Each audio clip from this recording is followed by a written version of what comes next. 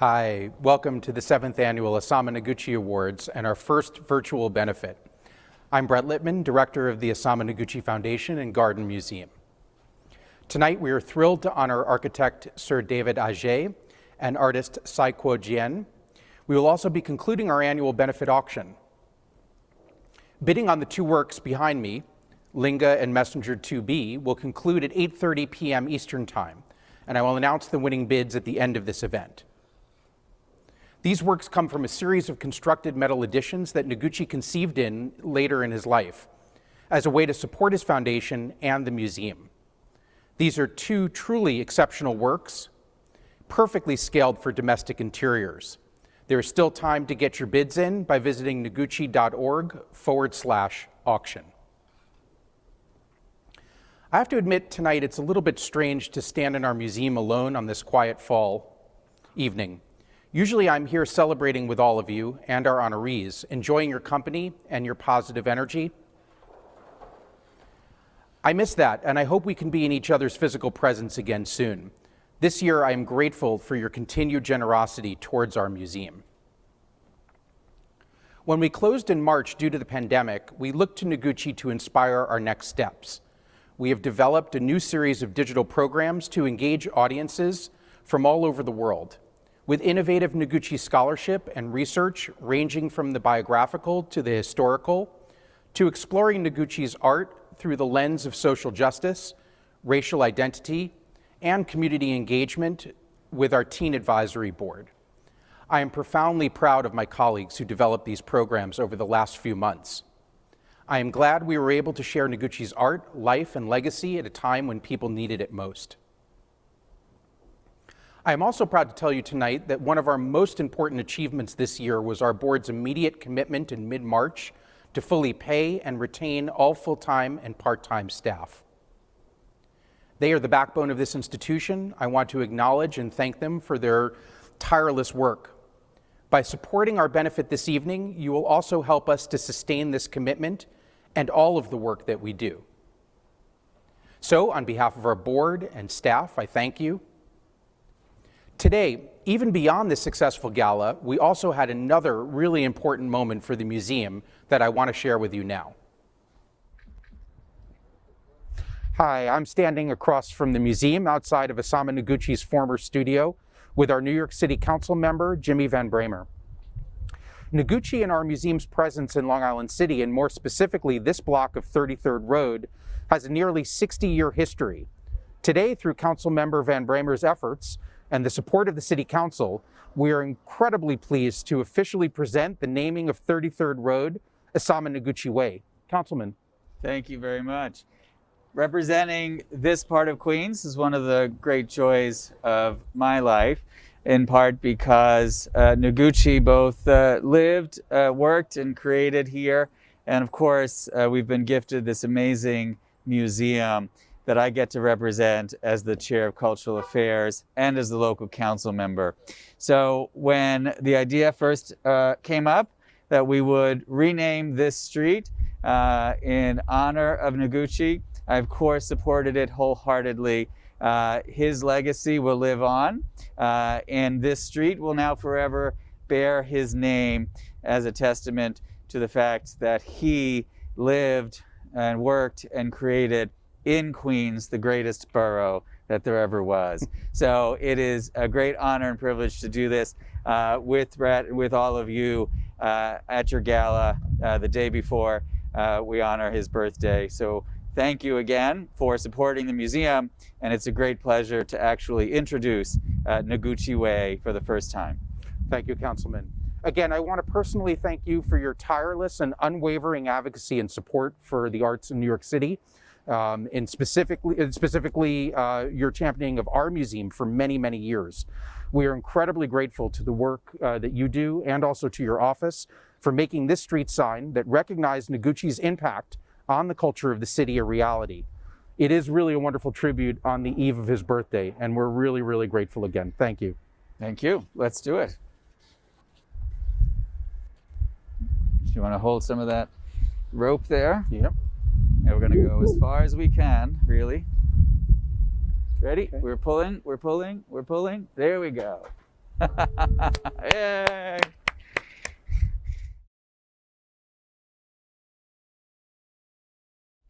So now, it is a great honor to present you and the museum with your very own copy of Isamu Noguchi Award, Forever and Ever, to honor this great artist. Well, thank you so much. I can't wait to put this in my office. We really appreciate it. Congratulations. Thank you. And now we're going to be watching a short video that we made about the history of the museum.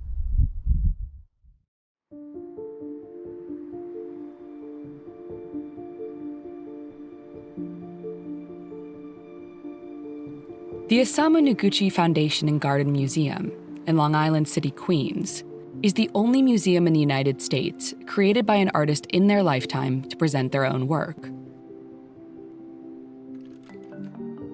Noguchi disregarded boundaries between artistic disciplines.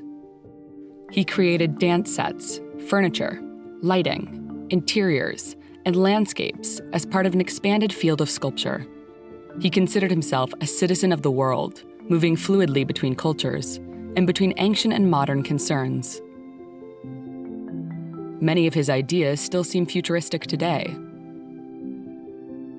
Isamu Noguchi first moved to Queens in 1961, at the age of 56, when he purchased a light industrial building to use as his studio. It was close to stone and metalworking shops, and it gave him more space and privacy, and some separation from Manhattan.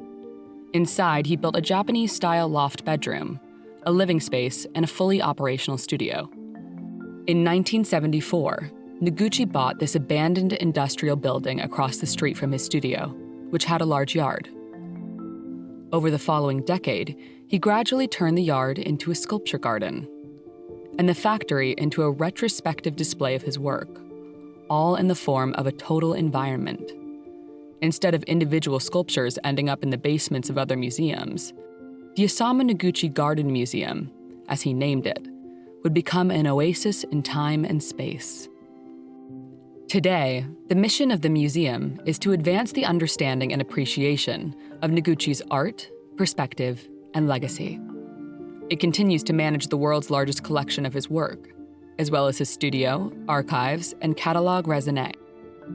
With these resources, the museum presents thematic installations of work from the collection and special exhibitions that offer a contextualized view of Noguchi's practice, career, and continuing influence. Launched in 2014, the Isamu Noguchi Award celebrates innovation, global awareness, and Eastern and Western exchange, tenets Noguchi expressed in his life's work.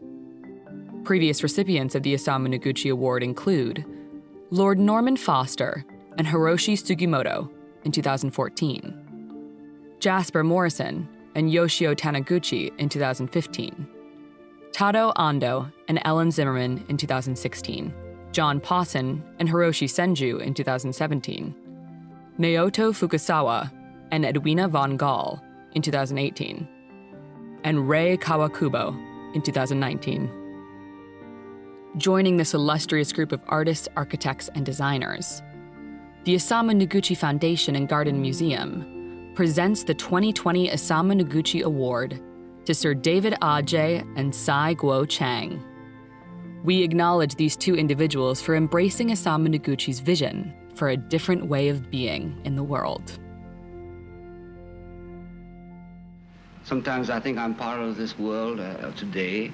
Sometimes I feel that maybe I belong in history or in prehistory, or that there is no such thing as time. But if you're caught in time, or the immediate present time, then your choice is very limited. You can only do certain things really correctly belonging to that time, you see. But if you want to escape from that time constraint, then the whole world, you see, I mean, not just the most industrialized world, but the whole world is someplace where you belong. It is now my pleasure to present the 2020 Isamu Noguchi Award to Cai Guo-Qiang and Sir David Adjaye. Born in Guangzhou, China, artist Cai Guo-Qiang has explored materials ranging from drawing, installation, video, and performance, is perhaps best known for his innovative works that incorporate gunpowder and controlled explosions. His multidisciplinary approach reflects the boundary-defying spirit that Noguchi embraced. Cai's work has been presented at museums around the world, and he has received numerous honors, including the Golden Lion at the Venice Biennale, the Premium Imperiale, and the U.S. Department of State Medal of Arts. He has also served as Director of Visual and Special Effects for the opening and closing ceremonies of the 2008 Summer Olympics in Beijing, China. Last month, I visited Cai at his Frank Gehry Design studio and home in Chester, New Jersey. I hope you enjoy our conversation, as well as the special introduction with remarks from Alexandra Munroe and 2014 Isamu Noguchi Award recipient, Lord Norman Foster. 5、4、3、2、1，放。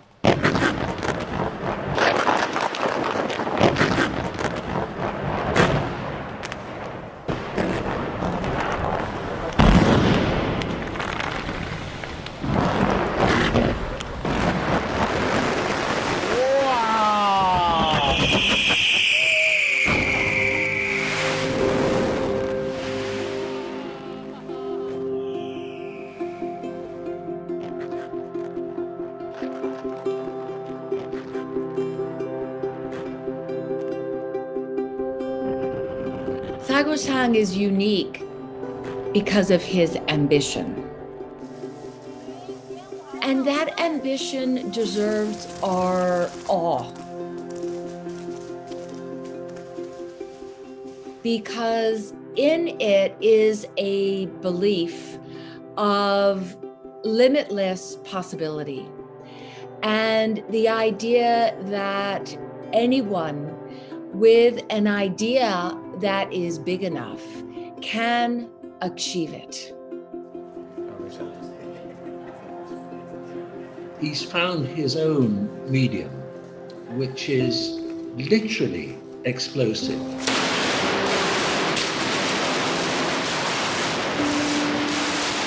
And this medium, which is about death and destruction, somehow he turns it around so it's about life and creativity.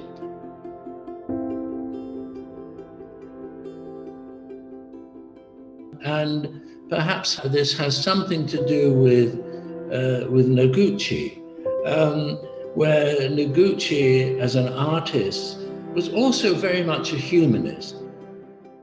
For the 2008 exhibition at the Guggenheim, which was Cai's first major retrospective in North America, I coined the word social projects to describe numerous works that Cai had done over the course of his entire career that work in non-art, non-traditional spaces is central to his practice.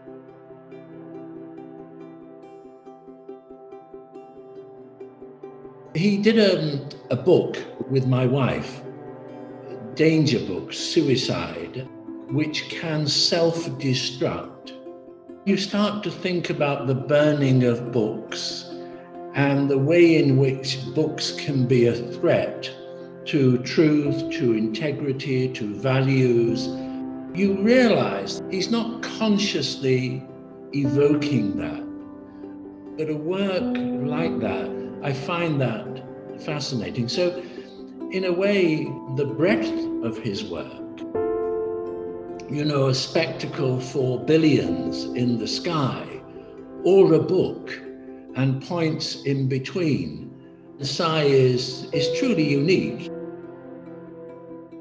There is no humility in Cai's belief that the world would be a better place if it encountered magic.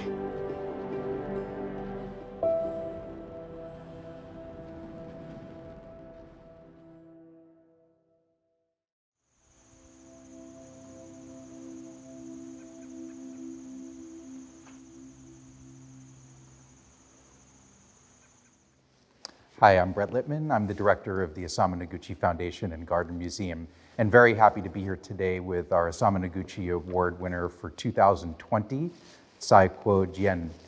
Cai, thank you for having us in your beautiful space in Chester, New Jersey.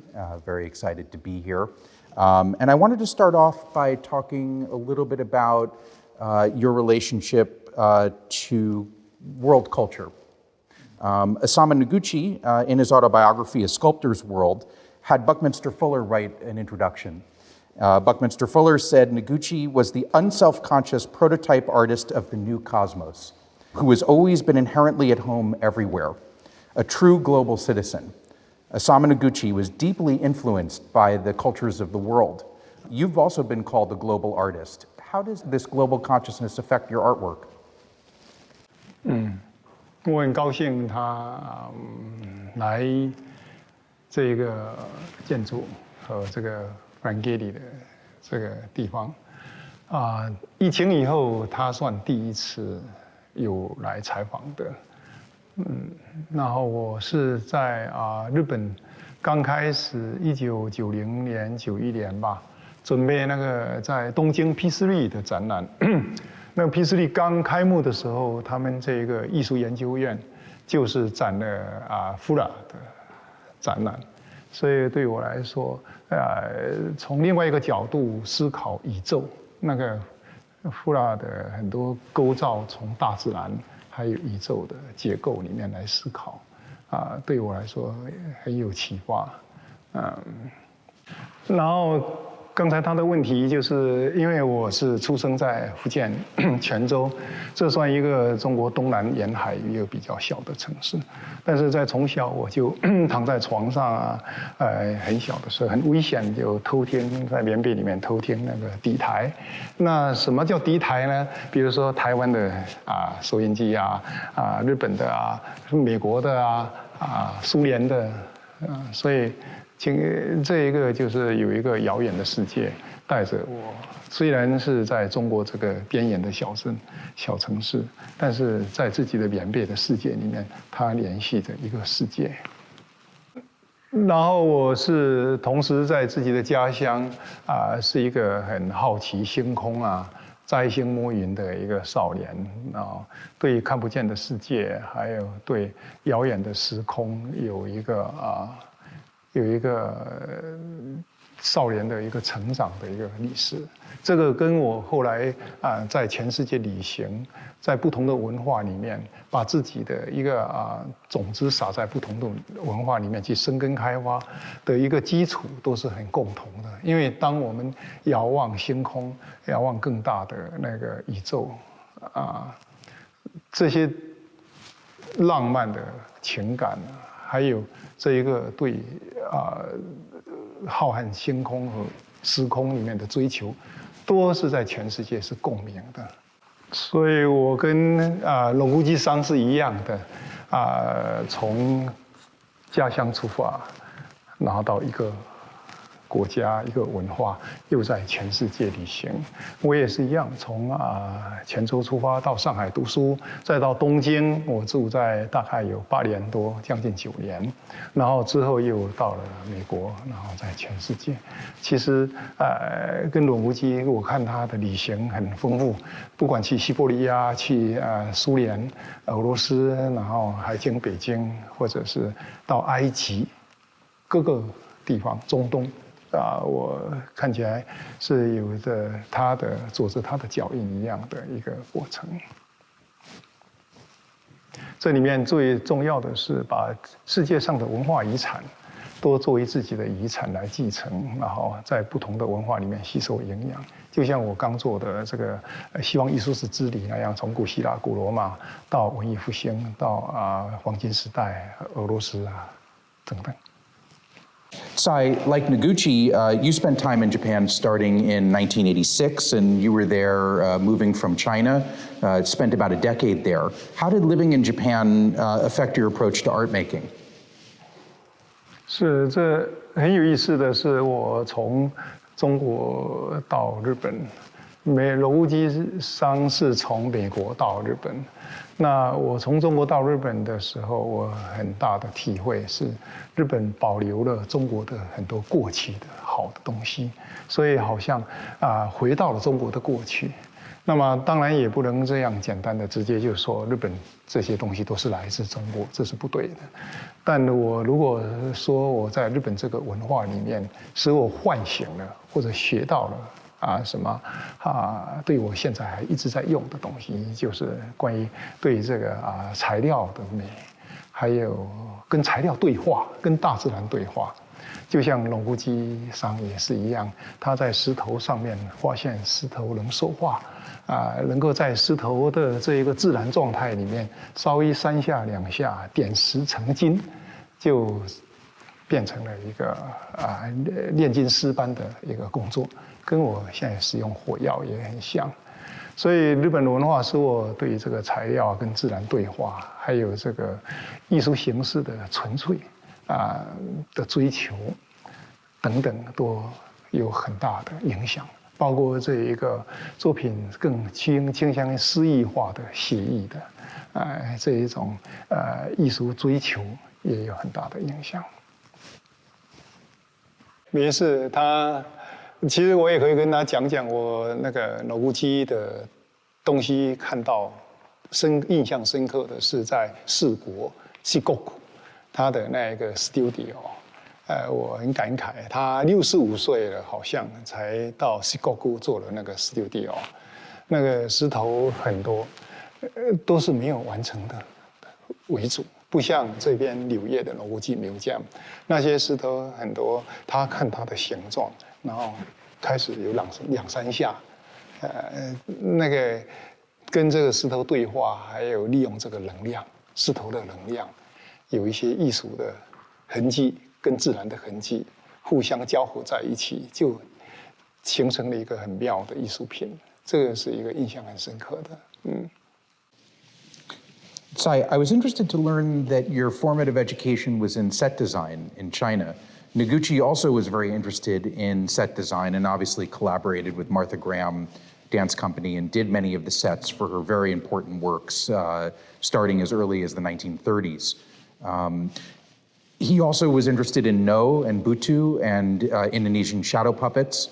And I wanted to ask you how the concept of set design informed your own understanding of events and installation and an approach to art making as well, since it's a unique background, not necessarily a fine art background. 小时候我就以为我是一个画画的，一辈子都是画画的少年。那么走这条路，在中国当时的社会里面，就是考美术学院，美术学院就画油画，油画大概都是社会主义苏联的那一套，表现社会主义的建设伟大的领袖。那么要么就画国画，国画虽然也有这个政治题材，但是还会画一些这些传统的国画题材，山水什么的。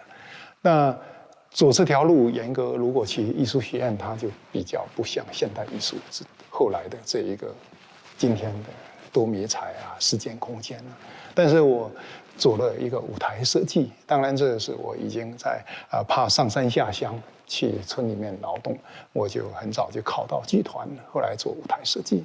这一点的使我变成了可以在戏剧学院和剧团里面训练出对于这个材料的空间的多种材料还有空间使用。另外一个很重要的是对时间的一种体会，时间用在艺术里面的重要性，还有就是跟一个大团队的合作。另外当然就是戏剧性效果，怎么跟观众互动来表现这个戏剧性。就像Noguchi商也是他很多跨领域的合作，因为他做舞台设计还有建筑景观设计等等，包括很多灯笼，我看他很多跨领域。我自己也是，可能也是从舞台设计这边使我更跟不同的团队不管是电影导演还是建筑师，还是像Isamu Noguchi这样的服装设计师，其实我从Isamu Noguchi身上也好多次都很认真的听到他跟我谈到这个 Noguchi 的故事和他 Noguchi 对艺术的影响等等。So I want to shift over and talk a little bit about the social aspects of your work. You're an artist who is engaged, I think, in the current times, of course, although you also bring tradition into the present. Your work over the years has engaged with the ideas of energy, the seen, the unseen, Chinese symbols, the concept of destruction, even revolution and war. We're in the midst of a pandemic right now. It's a very complicated time for artists and creative people. And I wondered how this current moment is affecting your work and how you're thinking about the global situation that we're in the world. 刚开始这个疫情来的时候，我们也很像，就是在纽约看到中国有这个疫情，然后也做一些拍卖啊，帮忙啊，有三次参加拍卖吧，捐了一些东西，包括从美国买了很多口罩到中国，我们也支持如何买很多口罩到伊朗啊等等。但慢慢的就变成了纽约开始疫情也严重起来了，我们工作室也关闭了，然后学校也都停了，孩子都带着来，然后很高兴就，其实应该算也万幸，可以不要世界旅行满天地跑。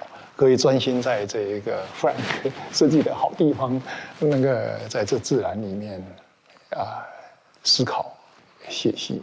那么我做的一些事情是，首先把我在80年代、90年代在日本的时代，我的很多笔记本又重新拿出来思考、来阅读，看到这从那个时代成长的过程中，我得到过什么，现在失去了什么。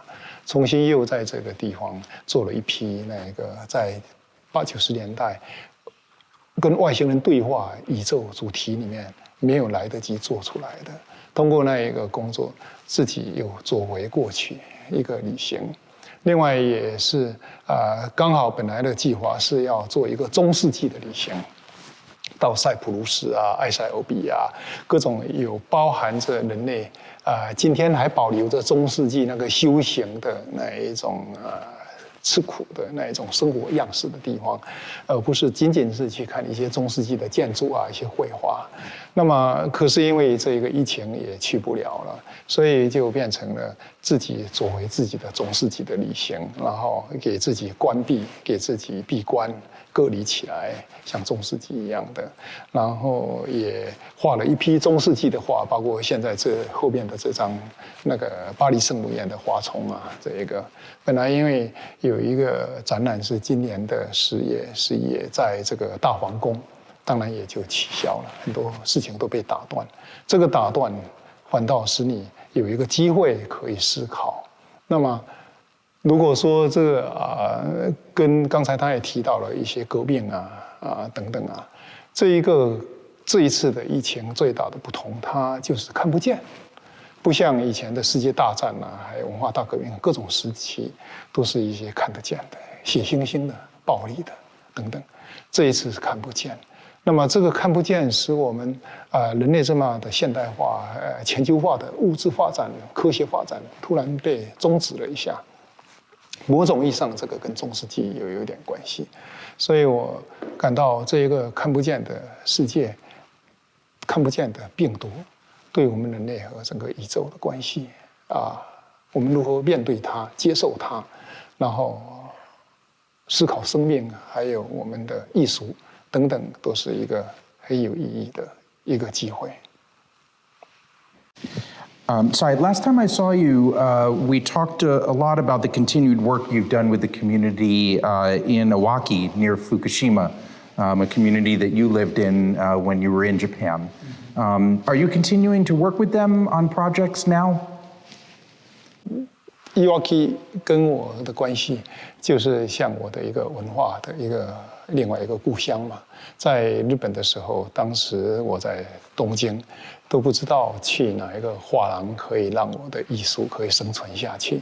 结果我到了 Iwaki， 没想到在海边的这个渔村的大家都很爱我的艺术。虽然东西很便宜，我的作品也有$100的几十美金的，但是每一次都能够帮助我更好的生活和生存下去。最重要是我从日本的一个小小的土地，就像我的家乡泉州一样，从那边可以跟这个土地的文化对话，跟这里的人一起工作，然后从这里跟宇宙对话，这样的一种自己的艺术方法论，还有一些价值观吧，在伊瓦基能得到共鸣，从那边出发，后来走到全世界，不断的，他们也一直成了我的一个合作者，在很多很多的美术馆，他们都送来了伊瓦基的礼物，一起帮助我重建那一个作品啊，或者是一些装置啊，等于我们从年纪轻轻的，大家都是还头发很黑的，到现在白发苍苍的这种人生的故事，它跨越了中国和日本的很多历史和政治上的恩恩怨怨，走到了一起。这个我感到某种意义上跟那个Noguchi商在做的这一种跟为社区做一个公园游乐场等等这一种对话的方法，有时候我也感到他给广岛做的这一些项目，这种公共项目等，包括万国博览会等等这一种项目的一个艺术家责任和艺术之间的追求的摇摆。但是他基本上对艺术的判断，艺术应该是个人的，也是公共的，它是一个永恒的，也是这个时代的。这个判断基本上在我的身上，不管我做了奥运会等等，其实也有类似性。奥运会也应该说是我最大的一个公共项目吧。所以伊瓦基我再补充一点，那一个就是津波还有这个福岛核电站发生了以后，他们也跟我一起合作，我也支持他们那个种1万棵樱花那么叫做万棵樱花计划，那就是想把故乡做成美丽的樱花颜色，从被这个放射线放射过的故乡，从宇宙看起来变成像樱花的海洋一样的。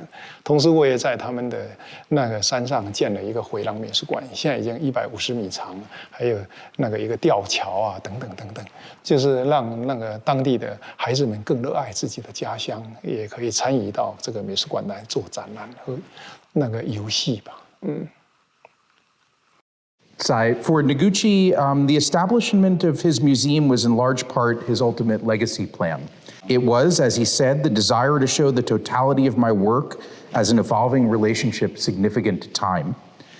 We have created the Isamu Noguchi Award to continue honoring his legacy and values. I wanted to ask you how you feel about receiving the Isamu Noguchi Award. 当然是很高兴了。每一次我得奖都会给自己有一个很大的奖，自己在给自己一个很大的奖。他就是说，你干的这些事情，人们都在看着，大家还是很赞赏你的，哪怕你有时候没有那么的如意有受过一些挫折或者你也不大明白你这样做是不是对但其实是通过了这样的奖项，你延续了你的前辈的精神，也受到了这个前辈的给予很大的肯定，对吧？而且我也很高兴跟 David 一起拿这个奖，可能他不知道会不会给他们奖，我跟他之间有一些合作，但都没有成功。在伦敦竞标这个伦敦河改造还有伦敦桥纪念那个伦敦桥的一个活动里面，我跟他合作参加了竞标，然后 David 当然是有一个很大的设想，他请我去，我就去挑了那个伦敦大桥。我说这个大桥交给我来做吧，我的方案也让 David 的伟大方案没有实现，也许但我还是感到我跟他的合作非常的有挑战，然后我们做了我们有勇气的事情，但虽然我们没有拿到，证明我们年轻有希望，好玩，对。I know you've already established the Cai Foundation with a mission to support contemporary art initiatives, and emerging artists worldwide. As we sit here today in this beautiful Frank Gehry designed property that's both your studio and home, I wonder how you're beginning to envision your own legacy. 当然，我们的遗产不知道，因为那个精神和艺术上的遗产是别人来说的，不是自己去创造的。但是这个物质的遗产是在这里，大家能看得到。也许我们在向Noguchi基金会学习，未来我们也成为可以向社区开放，让人家进来，在这里面休息、思考，然后也可以讨论的一个地方。我们基金会是有一个阶段很长，都是在支持那些灾难啊，什么海地啊、四川地震啊等等这种事。但比较长期的是通过那个回馈 ACC， 因为亚洲文化协会就把我从日本请过来，改变了我在世界上活动的一个舞台。那么他其实当时请我过来也很不容易，因为开始我并不是日本艺术家，我现在也只是一个中国国籍，在绿卡在美国嘛，所以他们几次说服了日本，让我最后作为日本艺术家来到了那个纽约。那所以我后来支持 ACC 那个帮助日本的艺术家，尤其主要帮助中国年轻艺术家到纽约来学习和体验创作。那现在整个中国经济各方面也比较好，出去旅行也比较方便。我就在思考，因为我们以前在那个中国的时候有多么的不容易，在这个社会相对那么的封闭的时候，我们都会在偷偷的偷天底台，想象一个遥远的世界，这一种人存在，像我自己，那么应该在北朝鲜呢，在一些比较相对不方便的国家里面，现在也有一些年轻的孩子需要帮助，所以基金会也思考如何通过 ACC 怎么来帮助一些北朝鲜的艺术家、建筑师、设计师到世界来开拓他们的视野。And I'm very pleased to give the Isamu Noguchi Award for 2020 to Cai Guo-Qiang. Thank you, Noguchi Foundation. Also, thank you, Noguchi-san. Exciting. Widely recognized as one of the leading architects of his generation, Ghanaian British architect Sir David Adjaye exemplifies the spirit of the Isamu Noguchi Award. Drawing from influences ranging from contemporary art, music, and science to African art forms and the civic life of cities, he has created numerous influential projects. Viewed as an architect with an artist's sensibility and vision, he shares with Noguchi a commitment to multidisciplinary practice, civic engagement, and artistic excellence. Adjaye has received numerous awards, including most recently the Royal Institute of British Architects in 2021, the Royal Gold Medal, the United Kingdom's highest honor for architecture.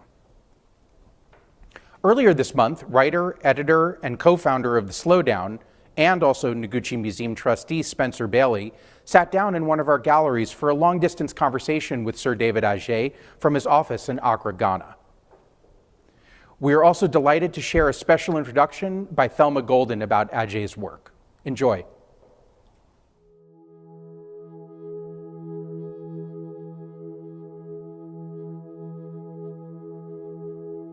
David Adjaye's designs stand out in the world of architecture because they are at once deeply human-centered, but also they exist in a realm and a space of the imagined.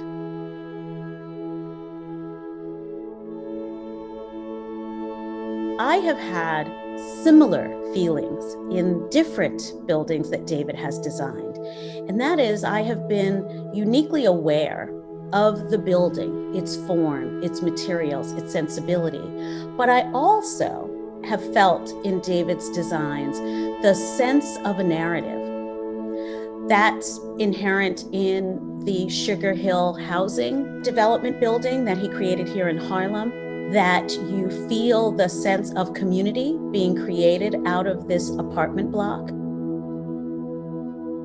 But I also think of the profound experience of visiting the National Museum of African American History and Culture and moving physically through that museum, but also moving emotionally, intellectually, and spiritually.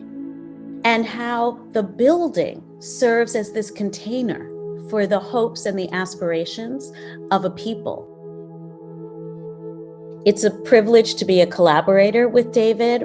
He has designed what will be the new studio museum in Harlem that we're in the process of building right now. And so much of the brief involved thinking about what it is to make a 21st century museum that could open itself to a public. I see a connection between the legacy of Isamu Noguchi and David Adjaye's work in that they are both artists, really creative visionaries, who reimagine the medium that they chose to work in. And through their vocabulary, their aesthetic vocabulary, they've created new ways for us to see and imagine.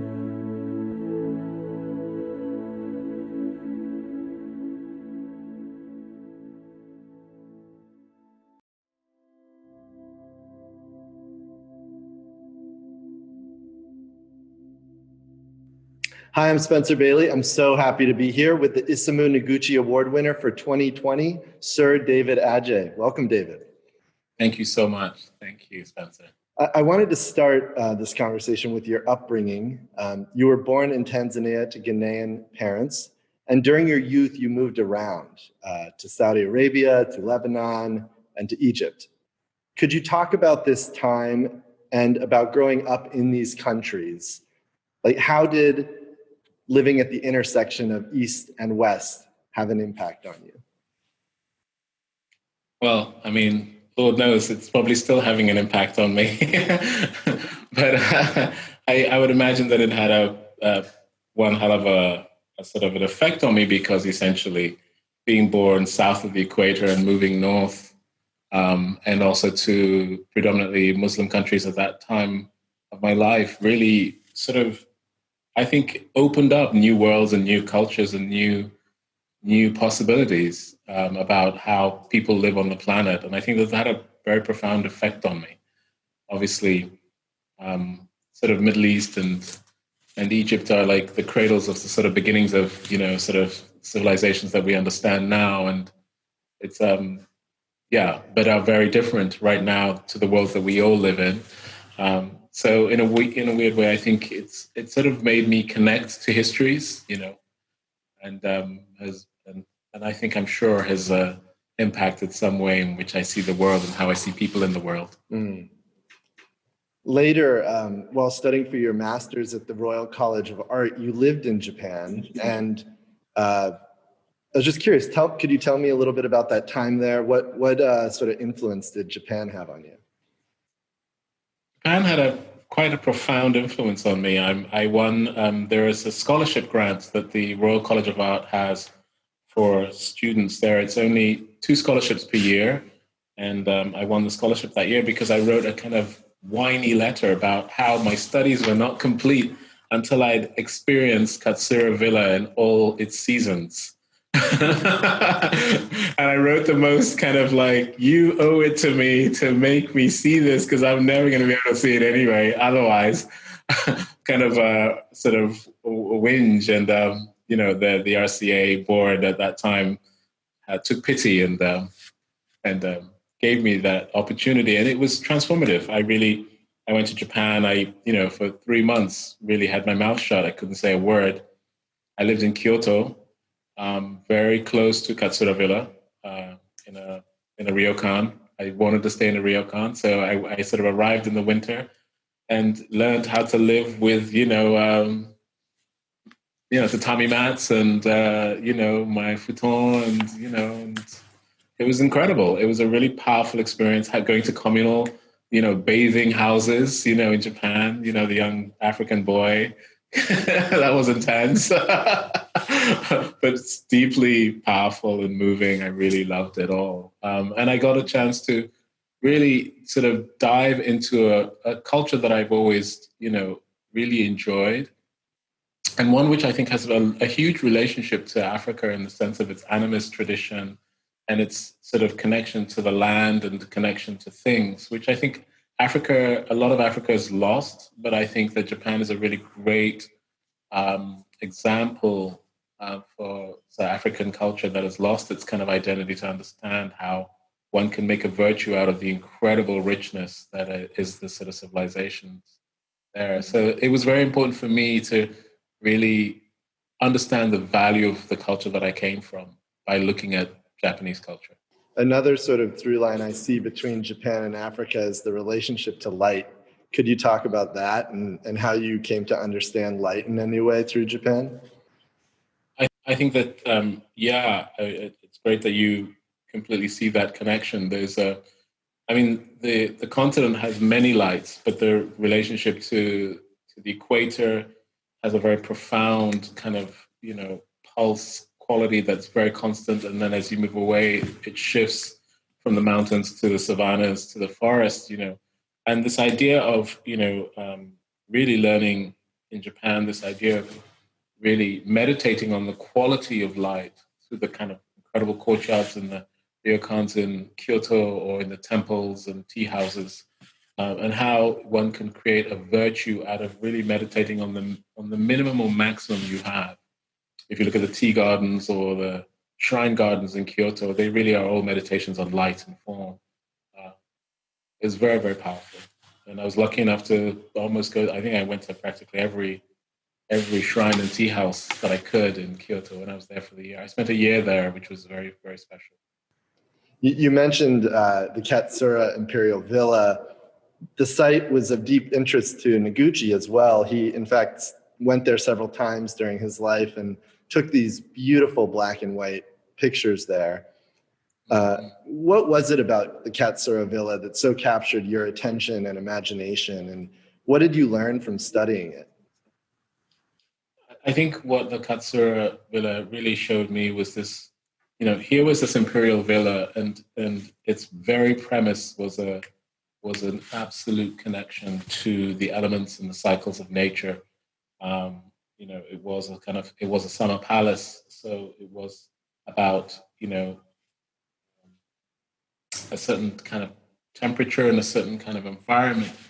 But it's sort of the way in which it curated the gardens, the way it created relationships to the lunar calendar, the way it created relationships to the sensitivity of energy between the spaces, was just profound. The delicacy of it and the kind of nobleness and elegance. It's one of those places, that one could go again and again. It's so sad that now when you go, it's so structured that you can't take photographs.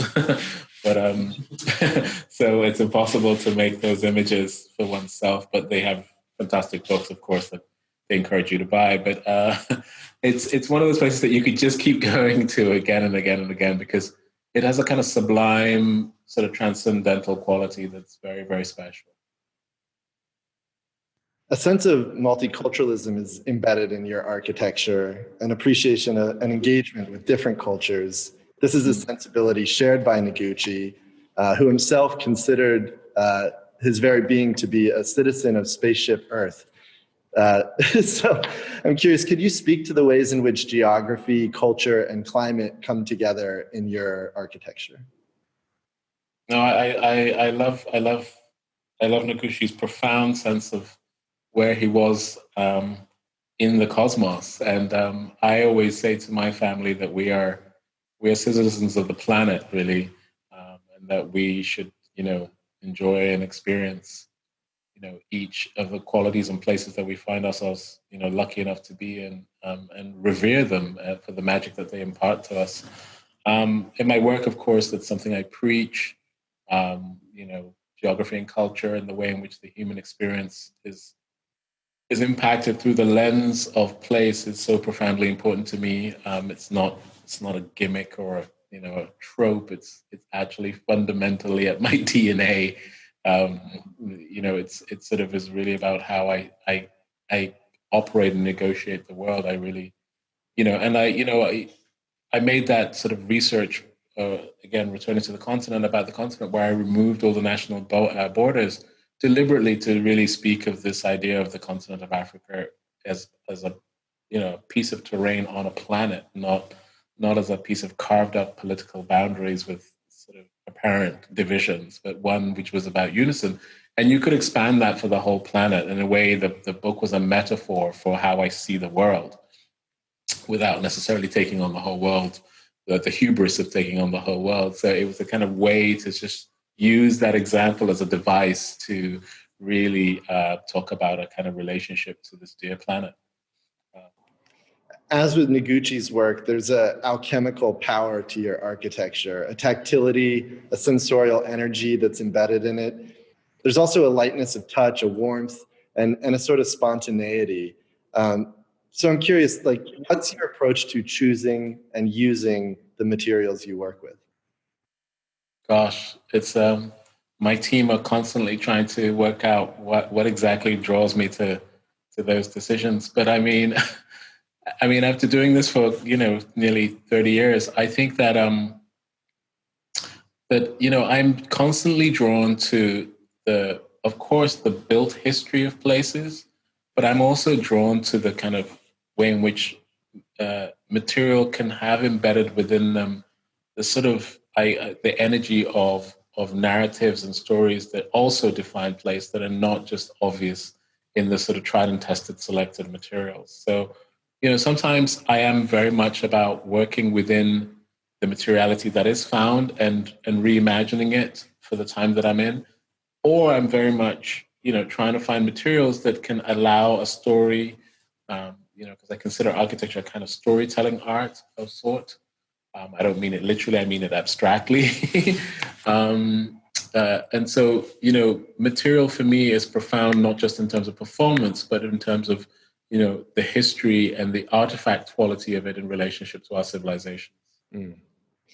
Could you speak at all to stone and how you think about using stone in either your work or just in general, the idea of what stone can mean or do or be? Stone for me is an incredibly precious living material. So I'm very, very, very, very, I sort of treat stone in a very sacred way. I haven't made many stone buildings, but when I have, they've been very special sort of chambers. I sort of feel it's a kind of living material that's really profoundly important and has a kind of life force in it that I really, the more I sort of mature in my craft, the more I kind of revere.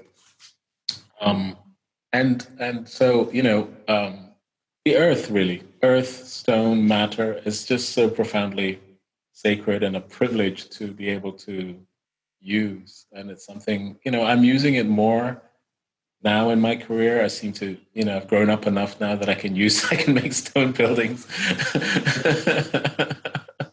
and not feel as though I was, somehow, it somehow makes more sense. It's really funny. It's a kind of material that I was not very comfortable with when I was at the beginning of my career. I thought it was so precious, but now I'm very reverential towards it and love it very much. Yeah, there's a maturity to using and working with stone. Yeah, I think so. I think it takes time. Mm. I also wanted to bring up the notion of memory, something you and I have talked about quite a bit. Oh, yes. Signed several memorials, and Noguchi did too, 15 in his lifetime, 5 of which were completed. Many of your buildings also provide moments of reflection and contemplation as spaces that interrupt one's daily experience. Noguchi's public art also has this power and impact. How do you think about memory as it relates to architecture, art, and space?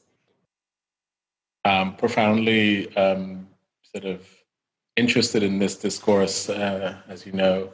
And I think Noguchi luckily sort of was at the edge of a generation that could make almost singular monuments that could have, being at the height of his power as a sort of incredible abstractionist, narrative abstractionist, that had also a very powerful figural power in it. That's what I love about him, is that he could be immediately figural, but also abstract at the same time. in a way, I sort of feel like in my generation and the work that I'm doing, that I'm sort of evolving the notion of the memorial and the monument into a kind of fusion or a kind of relational kind of sort of pair that kind of oscillate around issues, especially to do with the way in which the 21st century is about uncovering and remembering things that have been, discarded and pushed out of the trajectory of the narrative of history. So it's a kind of new moment, of thinking about that I'm deeply interested in, and I know that architecture has a profound role in that discourse, and it's something that I feel very compelled and committed to in the body of my work. Noguchi had a distinct relationship with several architects and designers, probably most notably Buckminster Fuller and Shoji Sadao. You also, have a long ongoing series of collaborations with artists, whether Chris O'Feely, Olafur Eliasson. Could you talk about how you view the relationship between art and architecture and how you think about this architect-artist relationship? Yeah, no, it's sort of interesting. I don't view artists as a sort of clip-on, or a sort of, extra. I view artists as collaborators, very much in the process of making great experiences. And I would say that, that I sort of gravitate towards artists that I can work with to create as strong an experience as I can within the remit of what I've been given. So, I'm always looking at a wide range of disciplines and discourses within the creative field. And whenever it makes sense, we always reach out, or we find that artists reach out to us on projects that they're doing and want us to collaborate with. And it's something that I really deeply enjoy. I think it was sort of cemented because of my time at the Royal College of Art.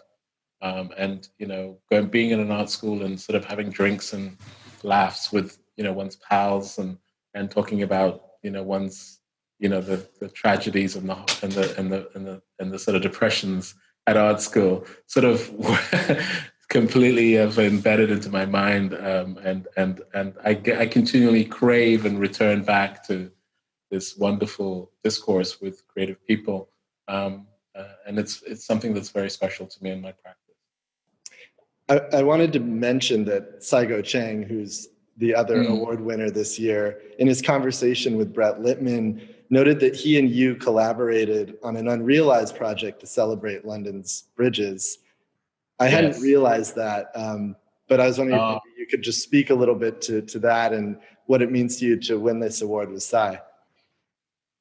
Well, Cai is one of the great artists in the world right now, and we have been scheming to do something together. We tried to do something in New York. It didn't work. We didn't quite get to the drawing board. And we, when I was kind of asked to kind of go for that competition for the London Bridge projects, I immediately thought of Cai and really just thought about his phenomenal work and the way he deals with ephemeral but also permanent things, and thought he would make an incredible contribution. And he did an extraordinary project about Tower Bridge. We are still searching for the kind of moment where we can make something in the world together that stays, that isn't on the drawing board. But I was thrilled when I heard that he is the other honoree, because he's a dear brother in the trenches for beauty and for. Well, maybe there's somebody listening and watching this who wants to help make that happen. That is always good. We live for patrons are who we need to do what we do. Yeah. So last question is, what does it mean to you personally to receive the Isamu Noguchi Award? Noguchi is on my bookshelf. Those who can come into my room and look at that shelf. I keep that room very private, but it's sometimes open. But I have everything that I can on Isamu Noguchi. I think he's really such a profound artist of the 20th century that really points a light to the beginning of the 21st century.